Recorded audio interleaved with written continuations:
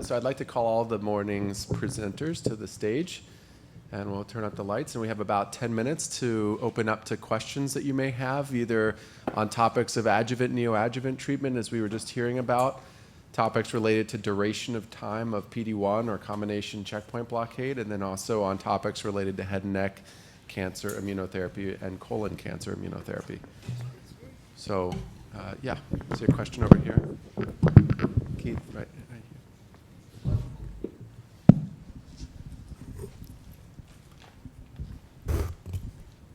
My name is Ramon Cabañas, and I would like to ask the doctor, you say that you cure micrometastases. How are you going to cure micrometastases since there is no microcirculation? And that is the only kind that now surgeon we can operate, micrometastases. The rest you can cure micrometastases with chemotherapy. I'm a member of the International Lymph Node Society, and for 20 years we have every 2 years meeting, and the topic is always the same. How are you going to cure micrometastases since micrometastasis doesn't have microcirculation? Okay, well, I think that's a discussion a little bit on the etiology of metastasis in general. But all I can say is if you do a surgical resection of stage 3 disease in melanoma, and it's looking like in other cancers as well, and you give a placebo afterwards in a prospective randomized trial, you hypothesize that there's micrometastatic disease somewhere else. Can't be detected by imaging. You hypothesize. Right, and we know that there's a significant failure rate, right? So we know that a certain number of patients, if you take in general all stage 3 melanomas, half of those patients will recur. And so why did they recur? Because there's still small cells around circulating that we've yet to see, by imaging. And so if we treat those patients in a randomized fashion with the placebo or the drug, we see that the patients who got immune therapy have a better survival. So you're reverse hypothesizing that your drug treated some of that micrometastatic disease. No. Otherwise, you wouldn't see a difference. Yeah, the doctor say that he cured micrometastasis, the neoadjuvant treatment.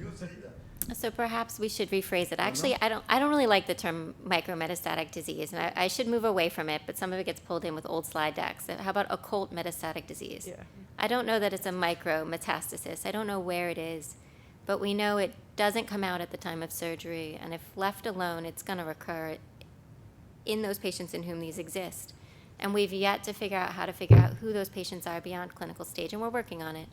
But there are trials looking at specific tumor markers at a serum level that people can detect, and I'm sure my medical oncology colleagues can just speak more to this, but being able to detect them and now looking at treatment. So, it may be a function of our CT PET, but as we're getting more sensitive tests, we can actually detect people who still have circulating tumors. Cells. So you can cure the micrometastasis with chemotherapy, right? I think you rarely do. Statistically, you can, but it's infrequent.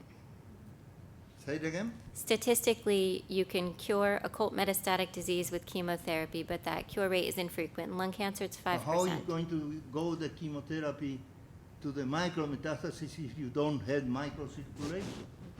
Well, we don't know where they are, but statistically it works. Absolutely. But they could be just in the circulation. Described by Dr. Yubus, who was pathology in this institution, right? Micrometastasis.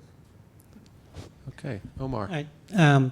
Here's another way to look at the issue is that I just want to know what everyone thinks in terms of if you're going to, regardless of stage, if you're going to be immunoresponsive, are you going to be immunoresponsive, whether it's stage 3 or stage 4, which then maybe one of the ways we're going to solve a lot of this is, which I've mentioned before, is the control arm in the Pembro versus adjuvant treatment versus placebo. The control arm was allowed to cross over. And it would be interesting to see what the final outcome is of all these patients. But in general, I mean, even though we're all upset about that one patient who progressed and missed the surgical option. I mean, I would still argue that if that were actually happened, there's something really wrong, that very aggressive about that disease, perhaps. And there's going to be probably losses in either approach. I mean, I do have people who come right out of surgery and they see me in the clinic and they already got 5 brain metastases and they just launch harsh within 2 months, even though the brain MRI was negative pre-op. So my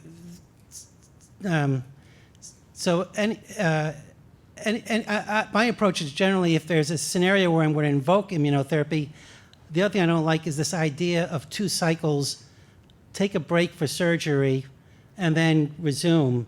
If I'm going to start immunotherapy, I'm just going to drive it as long as it's working, and I ain't quitting until we've reached some reason to quit, and then I'll send them to the surgeon if they need it. But I don't do just 2 cycles. I find that a little unfulfilling. If you're in the middle of a war, taking a station identification with all those growth factors pouring out after surgery gets me very nervous, and all that vacation time. Those are some biases. Yeah, no, I agree with you 100%. I mean, I was trying to just argue one area of the group, but the MD Anderson IRB shut down that trial because those 2 patients progressed. But I agree with you that I think probably those people would not have benefited from surgery to begin with, right? And so I think we should be much more personalized in our treatment. And I will just invoke one of our mentors, Dr. Coit, who likes to say that surgery should probably become the adjuvant here, and that we should be treating, more with therapies that can truly treat occult metastatic disease and use surgery for what's left over. A question all the way in the back. As we're walking up the microphone, I'll just do a quick one in the meantime, which is a question for Neil and Lara about what drugs, or at least we'll start with you, Neil. It sounds like immune checkpoint blockade doesn't work very well, as you said, in microsatellite stable colorectal cancer, yet we have now combinations with regorafenib and other bispecific antibodies that might be more effective. Are any of those moving into the stage 3 resected colorectal cancer group that we might otherwise be thinking about FOLFOX chemotherapy, or any combinations in the stage 3 resected population? So that's a good point, especially because our paradigm of relying on efficacy in a metastatic setting in order to translate to an adjuvant setting may not be the right way to go for immune therapy. But that is the paradigm that is mostly followed. So there's a reluctance overall to look at stage 3 in colon cancer due to the lack of efficacy in stage 4.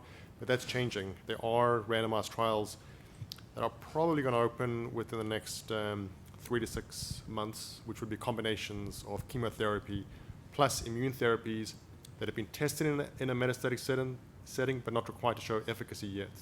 And that'll be in combination with chemotherapy. So those trials are going to start opening and are currently in the review process here.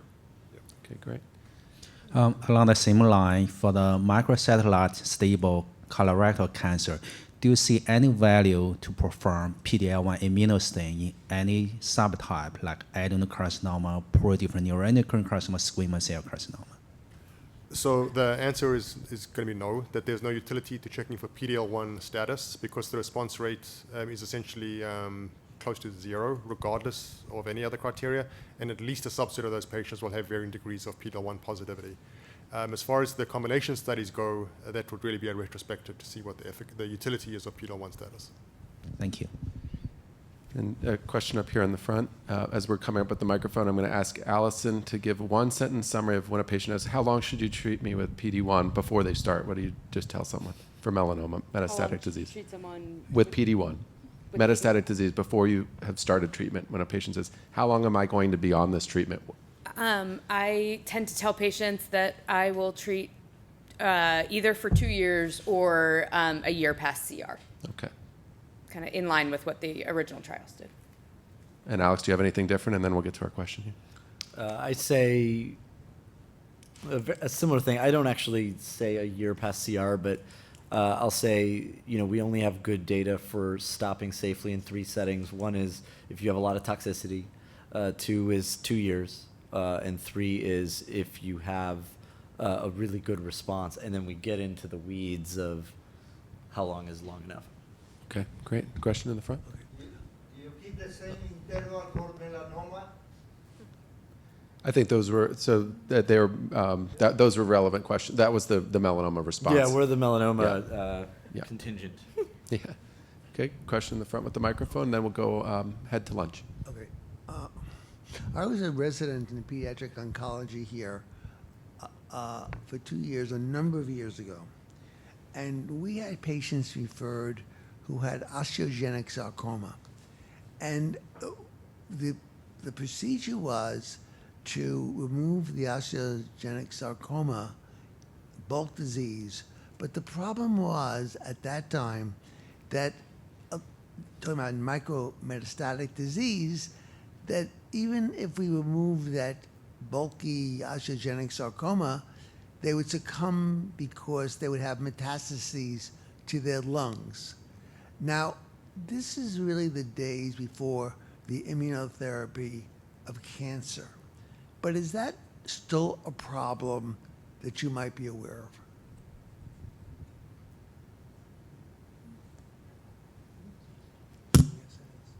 I mean, sarcoma in general, it's still, metastasizes to the lungs, and this is clear across, I'll let my med-onc colleagues talk, but, across children and adults, and obviously in children, there's been, chemotherapy regimens that have been added, and even radiation to the lungs. So, but I can let you guys add. I just want to partly hijack that question because I had a question about the lung mets for Neil. So Neil, a lot of the remarkable responses you showed were lung responses.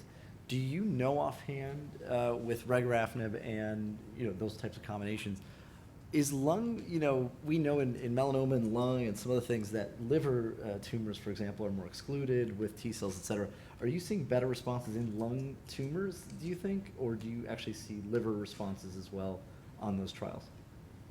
So as far as I know, the differential response in liver and lung is a immunotherapy phenomenon. I'm not aware of any differences with the chemotherapies or targeted therapies based on site of disease. Let me rephrase. So you showed the great data, 33% response rate with two inactive therapies together, right? Regorafenib and PD-L1, which Paul Chapman said, wow, this is the first time like that may ever be a thing. And all the responses you showed were lung mets. Okay. Does anyone respond in the liver? Yes, we've certainly seen responses in the liver. I'm still somewhat biased to the observation that the response rates might be higher in lung, but there's no data at all in these trials to show that, because we are seeing responses in both. But the question of the differential response rate by organ is an important one, and if we get enough responses, we will look at that. So I promised everyone lunch on time. It's 12:30. So it will be lunch after, right outside here. I thank all of the panelists. Great talks this morning and really good discussion here. So everyone will be invited to have lunch, and then at 1:30 we'll start back again with some special topics, and we'll move into the afternoon session on side effect management. Thank you.